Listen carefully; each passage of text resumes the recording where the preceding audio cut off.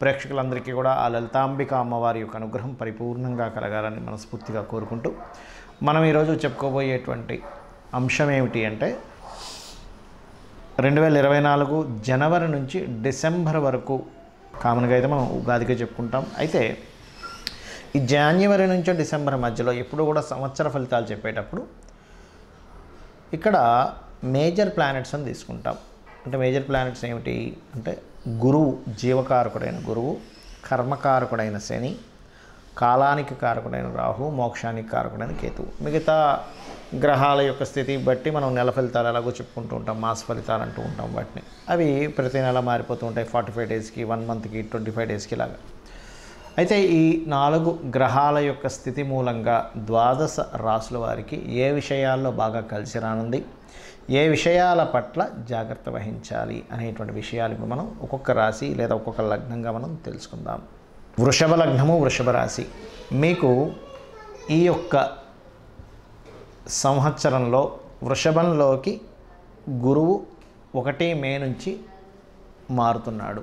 దీనివల్ల కలిగేటువంటి ఫలితాల్లో ప్రధానంగా మీకు అక్కడి నుంచి కాస్త శుభకార్యాలు ముందుకు కదలడం జరుగుతుంది. అందులో ఎటువంటి సందేహం లేదు, శుభకార్యాలు ముందుకు కదలడం జరుగుతుంది. కాకపోతే ఇక్కడ మీ యొక్క లగ్నరీత్యా కావచ్చు, రాశిరీత్యా కావచ్చు, పంచమకేతు ఉన్నాడు. దీన్ని గుర్తుపెట్టుకోవాలి. పంచమకేతు ఉంటే ఏమిటండి, కాస్త రాజకీయ నాయకులకి కొంత జాగ్రత్త పడాలి. అదేవిధంగా రైటర్స్కి చాలా బాగుంటుంది. అంటే డిఫరెంట్ థాట్స్ని ఇప్పిస్తూ ఉంటాడు పంచమకేతువు. అయితే ఇక్కడ రాశిలో గురువు ఉంటూ పంచమాన్ని చూస్తున్నాడు, దానివల్ల కొంత సంతాన యోగాన్ని కూడా ఇస్తాడు. కాకపోతే ఈ కాంబినేషన్ ఎప్పుడైతే అక్కడ ఉందో అది పర్టికులర్గా కొంత కేతు పంచమంలో సంచరిస్తున్నందుకు ఫ్రెండ్స్ విషయంలోని లేనట్లయితే ఫ్రెండ్స్ కొంత లవర్స్గా మారడం, అంటే లవ్ అఫైర్ ఏర్పడడం అనేటువంటిది వృషభం వారికి కలగనుంది. మరియు అదేవిధంగా చూసుకున్నట్లయితే కాస్త మీరు షేర్ మార్కెటింగ్ రిలేటెడ్ సంబంధించినటువంటి అంశాల పట్ల కాస్త జాగ్రత్తగా ఉండాలి. మరియు ఈ ఆన్లైన్ ద్వారా చేసేటువంటి బిజినెస్లకి లాభస్థానంలో గురువు యొక్క సంచారం ఈ సంవత్సరం మొత్తం కూడా చాలా అద్భుతమైనటువంటి ఫలితాలు ఇస్తుంది. అయితే మీ యొక్క జన్మజాతకంలో ఎటువంటి బిజినెస్ మీకు యోగిస్తుంది అనేటువంటిది కూడా మీ యొక్క బుధుడిని బట్టి, మీకున్నటువంటి బుధ రాశుల్ని బట్టి కూడా కాస్త చూసుకోవాలి. ముఖ్యంగా ఇక్కడ పంచమ స్థానంలో ఎప్పుడైతే కేతువు యొక్క సంచారం జరుగుతుందో మీరు ఆలోచన చేసే విషయాల్లోని, డెసిషన్ మేకింగ్ సంబంధించిన విషయాల్లోని, ఏదైనా ఒక నిర్ణయం తీసుకునేటువంటి అంశాల పట్ల కాస్త జాగ్రత్తగా ఉండండి. అయితే ఇక్కడ ఈ శని భగవానుడి యొక్క సంచారంలో ప్రధానంగా మనకి 30 జూన్ నుంచి వక్రగతి జరుగుతూ 15 నవంబర్ వరకు ఈ యొక్క వక్రగతి కుంభరాశిలో జరుగుతూ ఉంటుంది. అయితే ఈ కుంభరాశిలో ఎప్పుడైతే శని భగవానుడు ఈ సమయంలో వక్రగతి జరుగుతుందో ఉన్న ప్రదేశంలో మాత్రమే ఉండకుండా ఇతర ప్రదేశాలకు వెళ్ళి ఉద్యోగ అవకాశాలను పొందుతారు. అంటే ప్లేస్ ఆఫ్ చేంజ్ అనేటువంటిది ఈ యొక్క సమయంలో ఆ 4.5 నెలలు, 4.5 నెలలు మీకు కొనసాగుతుంది. ఇక మీరు చేయవలసినటువంటి దేవత ఆరాధన ఏమిటి? ఎక్కువగా గణపతిని ఆరాధించండి, గోవులకి గ్రాసం తినిపించండి. ముఖ్యంగా ఏదైనా నిర్ణయాలు తీసుకోవాల్సి వచ్చినప్పుడు గణపతి ఆలయానికి వెళ్ళి, అదేవిధంగా కేతుగ్రహం దగ్గర దీపారాధన చేయడము, శని భగవానుడి దగ్గర దీపారాధన చేయడం, ప్రత్యేకంగా మీకు ఏదైనా ఫైనాన్షియల్ రిలేటెడ్ సంబంధించినటువంటి విషయాలు కావచ్చు, ఉద్యోగ సంబంధించినటువంటి విషయాలు కావచ్చు, ఇంకా బాగా మీకు వేరే వేరే ప్రాంతాలకు వెళ్ళి నేను గ్రో అవుదాం అనుకుంటున్నానండి అని అనుకునేటువంటి వారు ప్రత్యేకంగా మీరు శని భగవానుడి దగ్గర దీపారాధన చేయండి. చేసినట్లయితే మీరు చేసే ప్రయాణం కావచ్చు, లాంగ్ జర్నీ సంబంధించిన విషయాలు కావచ్చు, ఇవన్నీ బాగుంటాయి.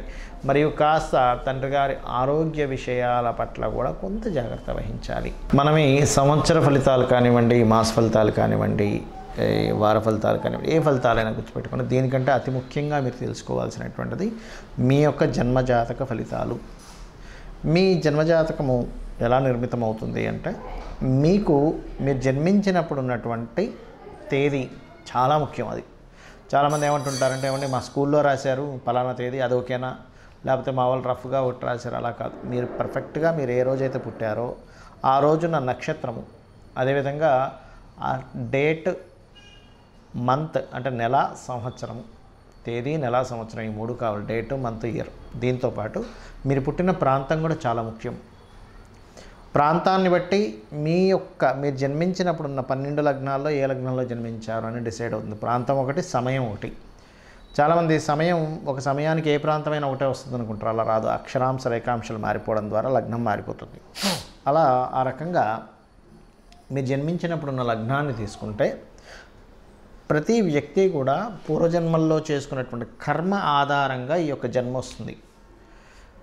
పూర్వజన్మలో చేసిన కర్మ ఏమిటి, ఈ జన్మ ఎందుకు వచ్చింది, ఎందుకు అద్భుతమైనటువంటి యోగం కలిగింది, ఎందుకు ఎన్నో ప్రయత్నాలు చేసినా ముందుకు వెళ్ళలేకపోతున్నాను అనేటువంటి విషయం మీ యొక్క లగ్నం ద్వారా తెలుస్తుంది, గుర్తుపెట్టుకోండి. అదేవిధంగా అందరికీ కూడా ధనం అనేటువంటిది, కుటుంబం అనేటువంటిది ఎంతో ముఖ్యం కాబట్టి మీ యొక్క ద్వితీయాధిపతిని బట్టి మీ ధన స్థానాధిపతి ఎక్కడున్నాడు. చాలామందికి ఈ విషయం తెలియక రకరకాల వ్యాపారాలు రకరకాల వైపు వెళ్తూ నష్టపోతూ ధనాన్ని నష్టపోతూ ఉంటారు. అసలు ఎప్పుడు మీ జన్మజాతకంలో ధనం నష్టపోయే యోగం ఉంది, లాభం పొందే యోగం ఉంది, ఏ మార్గంలో వెళ్తే మీకు ధనయోగం ఉంటుంది అనేటువంటిది మీ ధనాధిపతిని బట్టి, మీ ప్రయత్నాలను, మీ సిబ్లింగ్స్ని బట్టి, థర్డ్ లార్డ్ని, మీకు ఏ దిశలో ఉంటే మంచిది. ఇప్పుడు 4 దిశలు మంచివే, వాస్తుపరంగా అన్ని దిశలు మంచివని చెప్తుంది శాస్త్రం. కాకపోతే మీరు ఏ దిశలో నివసిస్తే మంచిది, ఏ పేరు గలవారు. ఇప్పుడు చూడండి, రక్తం ఉంటుంది, అన్ని గ్రూప్స్ మంచివే, కానీ మన గ్రూప్ ఏది ఉందో దానికి సంబంధించిందే మనకి ఎప్పుడైనా ఏదైనా అవసరం వచ్చినప్పుడు, ఇబ్బంది వచ్చినప్పుడు మనం బాడీలోకి తీసుకుంటాం. అంతేగాని ఏ గ్రూప్ అయినా పర్లేదండి మనం ఎందుకు, సేమ్ గ్రూప్ కనుక కనెక్ట్ అవ్వకపోతే అది ఆ వ్యక్తికి ఇబ్బందినిస్తుంది, ప్రాణాపాయంగా మారుతుంది. కాబట్టి అదే రకంగా వాస్తులో కూడా పేరులో ఉన్న మొదటి అక్షరాన్ని తీసుకొని ఏ దిశలో ఉండాలి. అదేవిధంగా మీ జన్మజాతకంలో ఉన్న గ్రహాలను బట్టి, శుభగ్రహాలు ఉన్న స్థానాలను బట్టి కూడా తీసుకోవచ్చు. అదేవిధంగా మరొక విషయం ఏంటంటే సంతాన అభివృద్ధి కానివ్వండి, వివాహ సమయం కానివ్వండి, 3 నుంచి 5 సార్లు వస్తుంది ప్రతి వ్యక్తికి కూడా వివాహ సమయం అనేటువంటిది. ఆ 3 నుంచి 5 సార్లు ఎప్పుడు బాగుంది టైం, ఇప్పుడు బాగాలేదు చూసుకుని దాన్ని బట్టి వివాహం చేసుకోవడం ద్వారా కూడా బాగుంటుంది. దాంతోపాటు మీ యొక్క జన్మజాతకంలో ఏదైనా 2 వివాహాల యోగం ఉందా, లేనట్లయితే వివాహం ఆలస్యంగా ఉందా, ఏ సమయంలో చేసుకుంటే మంచిది అనేది మీ జన్మజాతకంలో చూసుకుని ఆ పర్టికులర్ సమయాల్లో కనుక వెతుక్కుంటే మీ సమయము, ధనము, మనశ్శాంతి అన్నీ కూడా మీకు చేకూరుతుంది. అదేవిధంగా లైఫ్లో టర్నింగ్ పాయింట్స్ కావచ్చు, బిజినెస్ చేయాలా, లేనట్లయితే వృత్తిరీత్యా ఇక్కడుంటే మంచిదా, విదేశాలకు వెళ్తే మంచిదా, ఇన్వెస్ట్మెంట్స్ ఎప్పుడు చేయాలి, మీరు సక్సెస్ రేట్ రాకపోవడానికి గల కారణం ఏమిటి. అదేవిధంగా కొన్నిసార్లు మనకు లక్కీ నెంబర్స్, లక్కీ కలర్స్ ఇలా ఉంటాయి. ఆ యొక్క విషయాల్లో ఏ నెంబర్స్ని, ఏ కలర్స్ని ఎంచుకుంటే మంచిది అనేటువంటి అనేకమైనటువంటి విషయాలు మీ జన్మజాతకంలో ఉంటాయి. అందుకే ముఖ్యంగా మనం మన జన్మజాతకాన్ని చూసుకోవాలి. మరి ఇక్కడ సందేహం ఏంటంటే అందరికీ కూడా మరి జన్మజాతకం చూసుకునేలాగైతే ఈ గోచార ఫలితాలు మనం ఎందుకు చెప్పుకుంటున్నాము ప్రతిసారి. ప్రతి వ్యక్తి కూడా ఎంతో టాలెంటెడ్, అందులో ఎటువంటి సందేహం లేదు. ఒక్కొక్కరికి ఒక్కొక్క డిఫరెంట్ టాలెంట్ ఉంటుంది. ఆ టాలెంట్తోనే ఆ వ్యక్తి పైకి వస్తాడు. దాని పరంగా అతను ప్రణాళిక వేసుకుంటాడు, కష్టపడుతూ ఉంటాడు, ఎంతో పోరాడుతూ ఉంటాడు లైఫ్లో. కానీ ఒక్కొక్కసారి ఎంత ప్రయత్నించినా కొన్ని పనులు అవ్వవు. ఎందుకు అవ్వవు అంటే మీ ప్రయత్నము, మీ యొక్క ఆలోచన విధానం ఎంత యూనిక్గా ఎంత బాగున్నా కూడా బయట ఉండేటువంటి మార్కెట్, అంటే ఒక ప్రోడక్ట్ తీసాము, బయట దానికి మార్కెట్ లేదు, అప్పుడు ఏమిటి పరిస్థితి. లేదా ఒక దగ్గరికి వెళ్దాం అనుకున్నాం, కరెక్ట్ టైంకి వెళ్దాం అనుకుంటాం, కానీ మధ్యలో ట్రాఫిక్ జామ్ అయింది, ఆ 10 నిమిషాలు 20 నిమిషాలు గంట లేట్ అయిపోతుంది. ఎందుకు, మీ ప్రయత్నం మీరు కరెక్ట్గానే టైంకి బయలుదేరారుగా, ఎందుకు అంటే మధ్యలో ట్రాఫిక్ అనేది మిమ్మల్ని అడ్డగించింది, మార్కెట్ అనేటువంటిది మిమ్మల్ని అడ్డగించింది, లేదా ఒక వర్షం పడో మరొకటో మీరు ఆగవలసి వచ్చింది.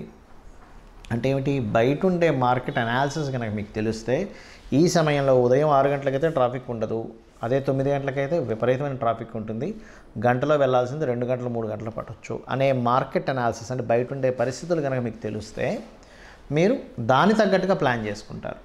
ట్రాఫిక్ కావచ్చు, ప్రజెంట్ ఉన్న మార్కెట్ కావచ్చు, ప్రజెంట్ ఉన్న కండిషన్స్ ఏవైనా కావచ్చు, ఒక ప్రోడక్ట్కి ఉండేటువంటి వాల్యూ కావచ్చు. అదేవిధంగా మనకి గోచారం అనేది ఏం చెప్తుందంటే ప్రస్తుతం ఈ నెలలో ఈ గ్రహాలు ఇలా ఉన్నాయి, ఈ సంవత్సరం ఈ గ్రహాలు ఇలా ఉన్నాయి గోచారంలో, కాబట్టి వీటికి ఎనర్జీ ఎక్కువగా ఉంది, వీటికి ఎనర్జీ తక్కువగా ఉంది, కాబట్టి మీరు దీని పరంగా ప్లాన్ చేసుకోండి అని చెప్పేదే గోచారం.